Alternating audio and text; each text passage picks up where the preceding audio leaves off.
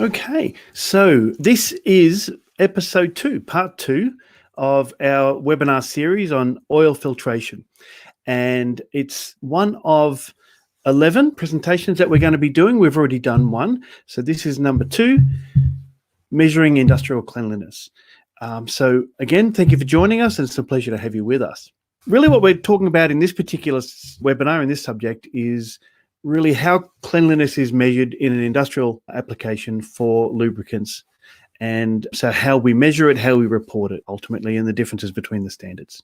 So there's a few things to talk about. I expect this is about a half-hour presentation. We may go a little bit shorter than that, but we'll get it over with as soon as we can. There is really 3 current major standards that are certainly being talked about. So there are three standards that I'm going to talk about in this presentation. Of those 3, one's almost irrelevant, but that's the way it is. We've set up a little poll. In the poll tab, we've got a question for you. I'm interested in which cleanliness classification method do you use most often? Now, if you're using one that isn't one of these 3 and you're using another one, I would love to know about it. You probably can't put that in the poll, but please put that in the chat and we'll have a look at it, and we'll see what that is. But I would warrant that really one of these is more popular than the other, and we're going to describe the differences between them. Now, also, if you have any questions, please, we have a questions tab as well. If you could put your questions in the questions tab instead of the poll tab, that way we can see that it is a question and we can try and address that at the end of the webinar. Okay, so 3 major standards: the ISO 4406, the AS 4059, and the NAS 1638. We'll start with the NAS 1638 so we can dismiss it. Okay, so NAS 1638, the NAS is a National Aerospace Standard, first published in 1964, but it has been actually inactive since 2001. So if somebody is using that as a standard, they've probably not really seen that it's not really used anymore. And there's reasons for that. Ultimately, how the NAS standard works is that you're classifying the particles in a fluid by the size first. On the table, you can see that we've got the particle size in microns, 5 to 15, 15 to 25, 25 to 50, and so on. So what we're doing is we're classifying them in ranges and then counting out how many there are. And then within a certain range of numbers, you get a cleanliness class. So I've done a graph here on the right-hand side, and you can see how that works. And ultimately then the numbers then will just fall into that chart somewhere. So this is a standard that has fallen into disuse because the people that oversee the standards and the allocation of them have said, no, this one shouldn't be used anymore. Okay, but it's still a standard we hear of. We see it in books. Even some of our products still refer to it because there's still a market that is asking for it. Okay, so that's the NAS and how that one worked. It's basically been replaced by this one, AS 4059. So this replaced NAS 1638 in early 2005. So the SAE is Society of Automotive Engineers. They're the people that oversee the standard publications. So really, you know, this is an aerospace standard, and it should be referred to as AS 4059. But for some reason, everybody refers to it as SAE standard. So it's a little bit confusing, but it's not too hard. This is by far the most current of the 3 major standards. I've had a look at it. It was reaffirmed 3 months ago, so May 2020.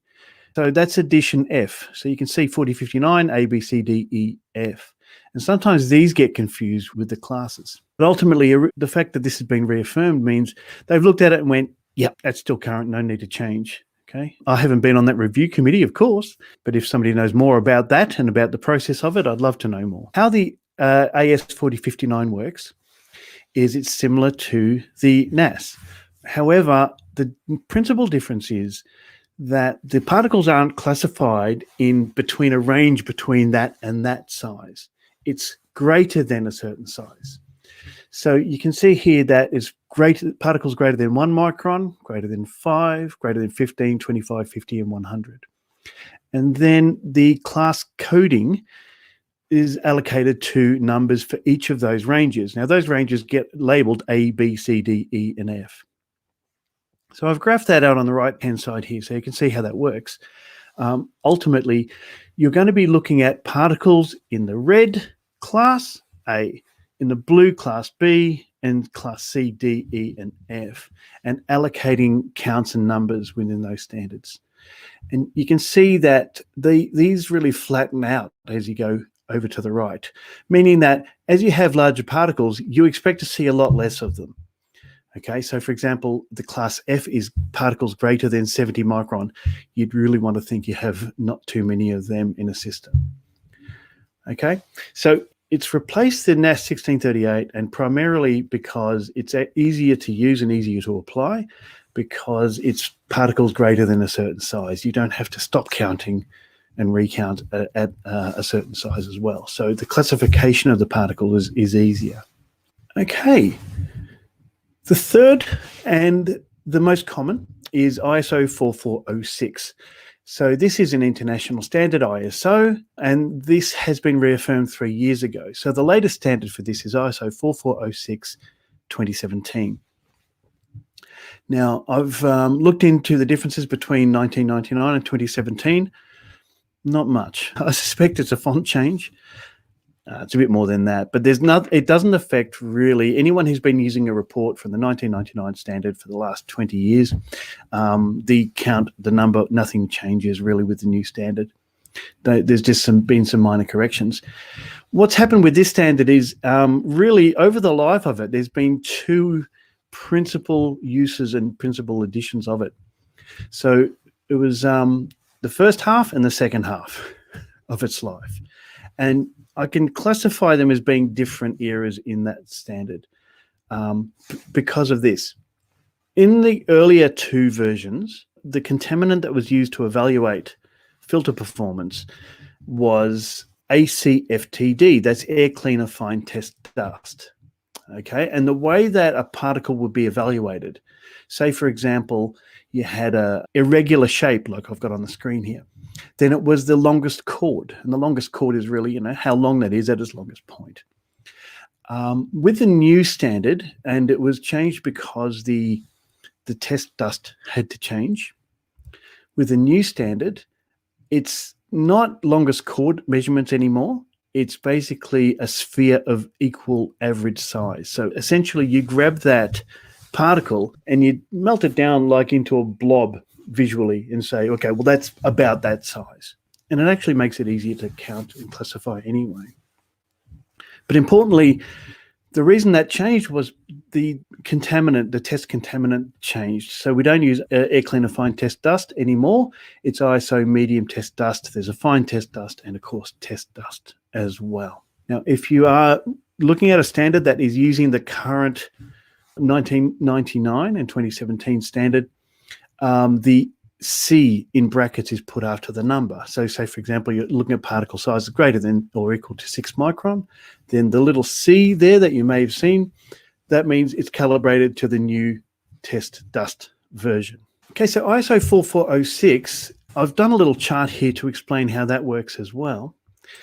Ultimately, it is the simplest one of the three to apply. Now, what you've got then is essentially a number that doubles. Okay, so we go 2 to 4, 4 to 8, 8 to 16, 16 to 32. There's a few little tweaks and adjustments in there, but ultimately the number doubles and the range doubles every time that there's a number. So what's going to happen then is this is a bit of an odd thing to visualize, because down low with the low numbers, we're looking at particles, 4 and 8 particles and between 8 and 16 particles. And at the other end of the scale, for typical lubrication and so on, we're talking about 16 million to 32 million particles. So it's quite an exponential thing, and it's very difficult to visualize. And just to try and show you how it works then, I've done this graph here. And you can see here that this is quite flat down here from the 1 to 14. But if I change the scale, you can see there's 4 to 14 there. And it's exactly the same. And it just keeps on going like that down to a class 1. Now, ultimately what's going to happen then is each number is half. If you go down in numbers, each number is half of the range of the one before it.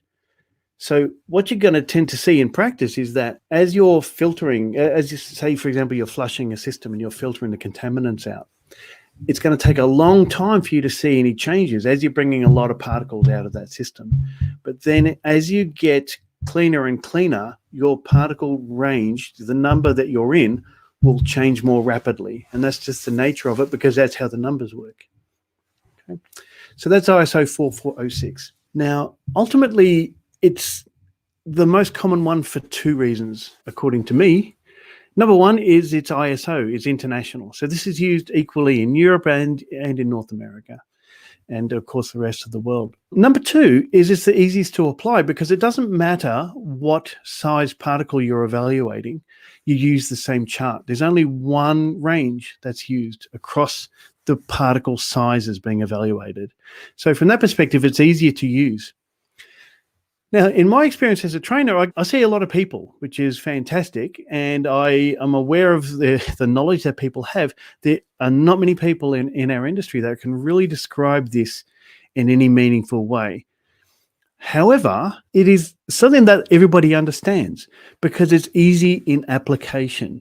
In application, it's basically like golf. Everybody knows how golf works with regards to scores. Basically, the lower the better. The lower the number, the better. ISO 4406 is like that. Okay, it's just easy to apply. So it's probably one of the reasons it's so popular. Okay, so we're on to part two. That's the numbers and how they're and the differences between them. We're on to part two, how particles are counted. So for this bit here, I'm just going to change screens. Allow that video to play. Enjoy that. Okay, so what we're looking at is microscopic analysis. Then what we're doing is taking a sample of oil and we're pulling it through a membrane, such as this one. And that membrane is basically going to act like a filter. It's going to remove all of the particles greater than, say, 0.8 of a micron. And it's going to allow us to then place it under a microscope and have a look at that. So it's essentially being demonstrated here with a pizza dish. And the contaminants, I've got mince. All right, so ultimately, of course, the dirtier the fluid is, the more mince I will see across my patch. Now, ultimately, I could just say, look, this is how many particles I have. But you know what? It's going to be more useful to me if I know the particle distribution. How many small particles, medium particles, and large particles? That's going to be better information, and I could be more equipped to make a decision. So I've got different size particles in here. So I've got really small ones. I've got some larger ones. I've got some larger ones again. And I've got some terrifying big chunks that look quite damaging to our system. All right. Now, there's two ways of looking at this. The first way is with microscopic analysis. Microscopic analysis uses the size designations of 5 micron and greater and 15 micron and greater. So for the purposes of the exercise, I will say that that is a 5 micron particle, or say 6 is greater than 5. And we'll say that that's about a 18 or 20 micron particle. So that's going to be the sizes. Now, ultimately, if I am looking at particles greater than 5 micron, then these little ones get excluded. It doesn't matter how many I have on here. It doesn't matter how many I have in my system. They don't get counted. They don't get reported, okay, because they don't meet the grade. Ultimately, that should be okay, because generally particles that are 3 micron, 4 micron and smaller are not very damaging to the system. Okay. Then particles that are 5 micron and greater. As I said, this is probably a 6. So I'm going to count particles greater than or equal to 5 micron. I will count every one of them, and every one of them on my dish. Every particle that isn't that size gets counted, but all of them get counted. For my next group, I've got particles greater than 15 micron. So I won't count that if that's maybe 6 micron. And if that's maybe 9 or 10 micron, I won't count that. I will only count particles greater than 15 micron. So if this is around about, say, 18 or 20 micron, I only count them. Okay, so I get the two classes there. Now, further to that then, if I'm doing a measurement with automatic particle counter, and that's what you're going to get if you send your sample to a lab, or of course you use a HYTALK particle counter, which is ultimately the same bit of kit actually. What you're going to find is the sizes are different, the classifications are different. It's greater than 4 micron, greater than or equal to, that is, greater than or equal to 6 micron, and greater than or equal to 14 micron. Okay, so the same thing occurs. So ultimately what you're going to see is that gets excluded. The first count has a high set of numbers, a high count. The second count, you count less, and the third count, you count less again. So what this means is your sample report will have decreasing numbers, such as, say, 16, 15, 13, something like that. If you are seeing the same figures in 2 or more of those counts, there's probably something wrong with that sample, because that shouldn't happen. It's statistically impossible. Okay, I'll just throw them back in there. One final point. In this case, I've used mints, and the reason for that is the size is the only thing that gets evaluated. The material doesn't. So it doesn't matter if these are particles of steel or bronze or rubber or wood or some organic material. It doesn't matter. It doesn't matter at all, because we are only evaluating size with these tests. So whether it's an NAS sample or an SAE-AS sample or an ISO sample, it's actually size is all that matters. So in this case, they're all white, and we can think of them as only size. The opposite argument is, say, for example, these are M&Ms. So M&Ms, you could classify them by colour. But in this case, and with M&Ms, they would all be the same size. Okay, so it's not the same argument. So that is a little bit of an insight into the particle dropout and to what we're trying to do actually with one of these tests. Okay, thanks for listening and watching. Okay, so hopefully that made a bit of sense to everybody there. Okay, so ISO 4406 then, again, we have automatic particle counting and the optical microscope. And that's one of the things also that's very good about the ISO 4406 is it actually enables the use of both. Okay. Now, a little bit into that, as a little more information on that, as I said in that video. If you are reporting with an automatic particle counter, then that's how to do it. It's particles greater than or equal to 4, 6, and 14, because they're the ranges. And the C should be used if it's a modern, a 20-year-old system. And that's calibrated to the new test dust and the new method. The microscopic analysis is not sized the same way. It's still 5 and 15, like the previous versions of the standard were before 1999, like 1987. So they get reported 2 different ways, but also the first size reported as a dash if you are using a microscope. Okay, looking at the automatic particle counter, that's how this thing will be reported. As you can see, it's not just a visual output, but of course that goes to some data logger or something like that, Industry 4 connected device, and you can look at the cleanliness count of a system remotely. An automatic particle counter works on the principle of light obscuration, and that is simply magic. The particles go past a little sensor. The channel that the fluid's flowing through is about 1 millimeter wide. This thing is basically looking at how obscured the light source gets in the back. And of course, the more particles you have and the larger particles you have, the more obscured that result will be. How that actually translates into an ISO standard, that's the magic. That's where the magic happens. And that's the technology that's very, very clever. But it is frightfully accurate because they're designed to be that way. Optical counting with a microscope, how that's done is according to ISO 4407. So ISO 4407 is really the instructions of how all of this is done. And so that is determination of particulate contamination by the counting method using an optical microscope. There's your instruction manual, ladies and gentlemen. Basically, it's reported by ISO 4406 and informed by ISO 4407. That's the test method. Got another quick video. This goes for about 30 seconds. There's no sound on this, but I'll talk through this one.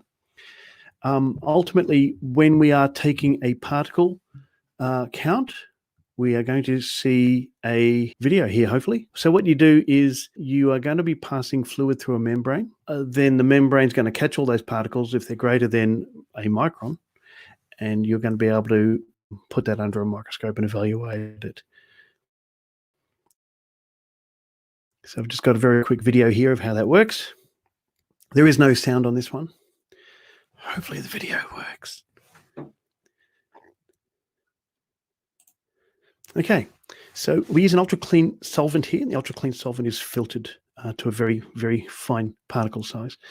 You're evaluating 100 ml of the lubricant. You're using the clean solvent to flush it through, and then you put it under a microscope. Something happened to that video. I'm very sorry. So once you have that little patch, you put it under a microscope and you can evaluate it. The easiest way to do that is to use a comparator, and there's a little publication that HYTALK have, a little fluid contamination handbook, and these are verified images of those cleanliness classes. So what you can do is just basically have a look at it, and it's that fast. You look at the patch over 4 or 5 places, and you say, okay, it looks like this.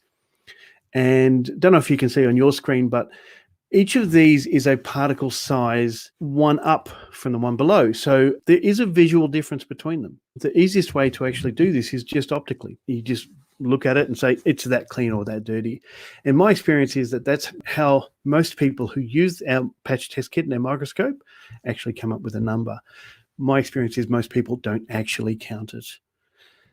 But if you were to count it, ultimately how that little technology works is, you know, the size of the area that the fluid has been filtered through.